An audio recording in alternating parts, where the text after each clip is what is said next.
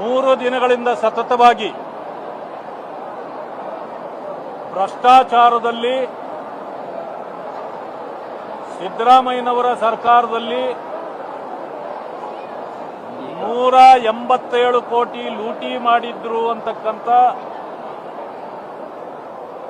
ಮಾನ್ಯ ನಾಗೇಂದ್ರ ಅವರನ್ನ ಆ ಕಾಲದಲ್ಲಿ ಚರ್ಚೆಯಾಗಿ ತಪ್ಪಿತಸ್ಥರು ಅಂತ ಗೊತ್ತಾದ ಮೇಲೆ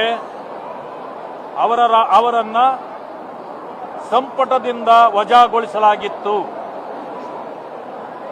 ವಜಾಗೊಳಿಸಿದ ಮಂತ್ರಿಯನ್ನ ಡಿ.ಕೆ. ಶಿವಕುಮಾರ ನೇತೃತ್ವದ ಮಂತ್ರಿಮಂಡಲದಲ್ಲಿ ಯಾವುದೇ ಕೋರ್ಟಿನ ಆದೇಶವಿಲ್ಲದೆ ಕೋರ್ಟ್ನಲ್ಲಿ ಈಗಲೂ ಕೂಡ ಮೊಕದ್ದಮೆ ಬಾಕಿ ಇದ್ದು ಪೊಲೀಸ್ ಇಲಾಖೆಯಿಂದ ಈಗಲೂ ಕೂಡ ಪೂರ್ಣವಾದ ಚಾರ್ಜ್ ಶೀಟ್ ಅನ್ನ ಫೈಲ್ ಮಾಡೇ ಇಲ್ಲ. ಈಗಿದ್ರೂ ಕೂಡ ಅವರು ಈಗಲೂ ಅಪರಾಧಿಯಾಗಿದ್ದಾರೆ. ಆ ಕಾರಣದಿಂದ ಅವರನ್ನು ಸಂಪುಟದಿಂದ ಕೈ ಬಿಡಬೇಕು ಅಂತೇಳಿ ಒತ್ತಾಯ ಮಾಡಿ ನಾವು 3 ದಿನಗಳಿಂದ ಹೋರಾಟ ಮಾಡ್ತಾ ಇದ್ದೇವೆ. ಹೀಗಿದ್ರೂ ಕೂಡ ಕೇವಲ ಚರ್ಚೆ ಮಾಡೋಣ, ಚರ್ಚೆ ಮಾಡೋದು ಏನಿದೆ? ಈಗಾಗಲೇ ಚರ್ಚೆ ಆಗಿ ಅವರು ವಜಾಗೊಂಡಿದ್ದಾರೆ. ಮತ್ತೆ 187 ಕೋಟಿ ರೂಪಾಯಿ ನುಂಗಲಾಗಿದೆ ಅಂತಕ್ಕಂಥ ಮಾತನ್ನ ನಾವು ಮೊದಲೇ ಹೇಳಿದ್ದೇವೆ. ಅದು ಒಪ್ಪಿಗೆ ಆಗಿದೆ. ಫ್ಲೋರ್ ಆಫ್ ದಿ ಹೌಸ್ ಅಲ್ಲಿ ಅಂದಿನ ಮುಖ್ಯಮಂತ್ರಿಗಳಾದ ಸಿದ್ದರಾಮಯ್ಯನವರು 187 ಕೋಟಿ ಆಗಿಲ್ಲ, 89 ಕೋಟಿ ಲೂಟಿ ಆಗಿದೆ ಅಂತ ಒಪ್ಕೊಂಡಿದ್ದಾರೆ. ನಾವು ರಿಕವರಿ ಮಾಡ್ತೀವಿ ಅಂತ ಹೇಳಿದ್ದಾರೆ. ಈಗ ಅಲ್ಪ ಸ್ವಲ್ಪ ಹಣ ರಿಕವರಿಯೂ ಮಾಡಿದ್ದಾರೆ. ಆದರೆ ರಿಕವರಿ ಆದಮೇಲೆ ಅಲ್ಲಿಗೆ ಅವರು ತಪ್ಪಿತಸ್ಥರಲ್ವಾ?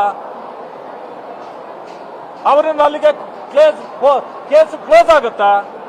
ಈಗ ಯಾರಾದರೂ ಕದ್ದ ಮಾಲು ವಾಪಸ್ ಕೊಟ್ರೆ ಅವರು ನಿರಪರಾಧಿ ಆಗ್ತಾರ? ಇದು ಪ್ರಶ್ನೆ ಇರತಕ್ಕಂಥದ್ದು.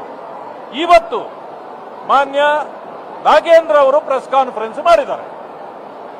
ಅವರು ಹೇಳಿದ್ದಾರೆ, ನಾನು ವಾಲ್ಮೀಕಿ ಸಮುದಾಯದವನಾದ್ರಿಂದ ನಾನು ದಲಿತನನ್ನೋ ಕಾರಣಕ್ಕೆ ನಮ್ಮನ್ನ ಟಾರ್ಗೆಟ್ ಮಾಡಲಾಗ್ತಾ ಇದೆ ಅಂತ ಹೇಳಿದ್ದಾರೆ.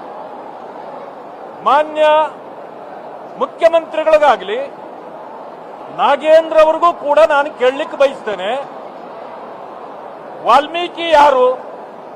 ವಾಲ್ಮೀಕಿ ನಿಗಮ ಯಾರ್ದು? ವಾಲ್ಮೀಕಿ ನಿಗಮದಲ್ಲಿ ನೀವೇ ವಾಲ್ಮೀಕಿ ಸಮುದಾಯದವರಾಗಿ ಆ ಜನಾಂಗಕ್ಕೆ ತಲುಪಬೇಕಾದ ಹಣ ಲೂಟಿ ಮಾಡಿ ನೀವೇ ನುಂಗಿದ ಮೇಲೆ ನಿಮ್ಮನ್ನ ಟಾರ್ಗೆಟ್ ಹೇಗೆ ಮಾಡಲಿಕ್ಕಾಗತ್ತೆ? HD 24x7 ನ್ಯೂಸ್, ಇದು ಕನ್ನಡಿಗರ ಧ್ವನಿ.